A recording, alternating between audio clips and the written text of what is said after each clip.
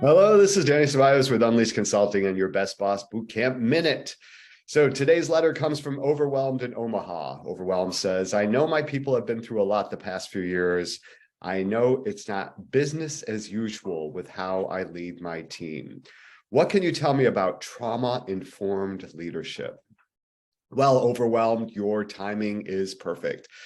More and more, we are understanding what trauma-informed management and leadership looks like. It's especially compelling given that we have all been through trauma these past few years, whether it's big T or little t, COVID and the change in how we think about work, how we think about relationships, how we think about health, how we think about everything.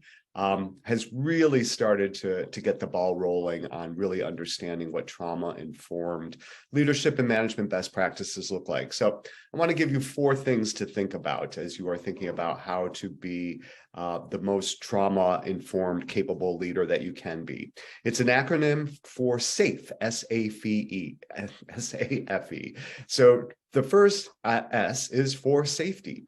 So the first thing that you want to do is to make sure that more so than ever before, you are being as predictable as possible. So folks feel safe when we know that what is expected will actually be happening.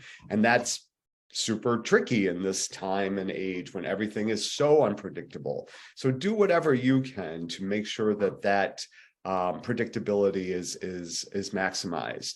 In fact, you've probably heard me say before, one of my favorite pieces of advice is a famous quote that comes from Max Dupree, who says, the first job of a leader is to define reality. The second is to say thank you. And the third is to be a debtor and a servant. So that first charge of defining reality is what you want to do all the time with your folks. Continually define reality so that they have a good idea of what to expect. And if you don't know what to expect, then that's part of the reality that you want to define for folks. The second is A for an S-A-F-E, A is for autonomy. So you want to give folks as much power as possible over their own destiny. So that's more important than ever, given the trauma that we've been through. Let folks have the autonomy that they crave to be able to set the destiny and the path that they want. So whatever you can do to help support that, that's what you need to do. Third, the F is FaceTime. So that's tricky in this day and age when so much of our work is remote or hybrid. But folks, more than ever, having been through and continuing to go through trauma, really need that connection in as much as possible the 3D world. So there's just so much nuance that goes on with a face-to-face contact, both for connection and for social support. So you want to give them that face time as much as possible. Less about the phone and voicemails and texts and emails, and more about video conferencing like that we're doing right here, and or face-to-face. And then the E is for empathy.